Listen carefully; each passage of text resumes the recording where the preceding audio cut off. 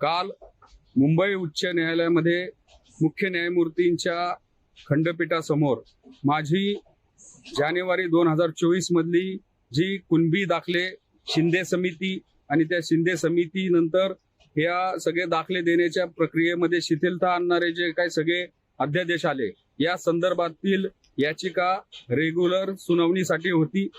याच्यामध्ये आम्ही मुख्य न्यायमूर्तींच्या खंडपीठासमोर जो 2 सप्टेंबरचा जो GR आलेला आहे, SC ST OBC VJNTचे दाखले देण्याचा अधिनियम 2000 आहे, याच्यामध्ये नातेसंबंधातील कुळातील व्यक्तींनी प्रतिज्ञापत्र देऊन दाखले वाटप करण्यासाठी ज्या सुधारणा सुचवल्यात, तर हे सगळं आम्ही कोर्टासमोर आमची भूमिका मांडली आणि आमची जी याचिका आहे त्या याचिकेमध्ये अमेंडमेंट करण्याची आम्ही परवानगी मागितली, सुधारणा करण्याची परवानगी मागितली।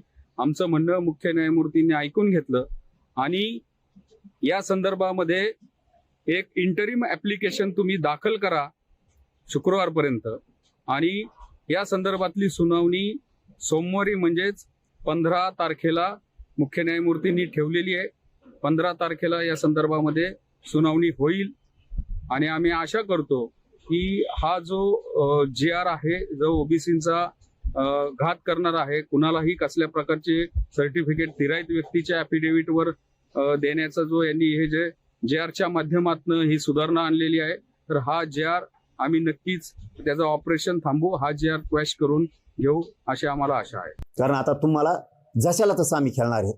तुम्ही आमचा हैदराबादच्या गॅजेटच्या नोंदीच्या आधारावर GR काढलाय, त्या GR मध्ये फेरफार करण्यासाठी, बदल करायसाठी तुम्ही जर मान्य न्यायालयात जाणार असलात आणि जर आमच्याच GR ला जर काही होतंय, तर तुमच्या 94च्या GR ला आणि 50% वरच्या 2% आरक्षणाला सुद्धा होतंय, हे लक्षात ठेवा। आणि आम्ही ती तयारी आता 100% करायलो, कारण आमचा नाविलाज आहे। तुम्ही जर याचिका दाखल करायला लागले तर आम्ही सुद्धा आता याचिका दाखल करणार आहेत। आमच्या जर सुनावण्या लवकर व्हायला लागल्यात लगेच ताबडतोब, तर 94च्या GRच्या सुद्धा जे 16% आरक्षण दिलं त्याची सुद्धा तातडीने सुनावणी होणार आणि 2% आरक्षणाची सुद्धा 50%च्या वरच्या त्याची तातडीने सुनावणी होणार।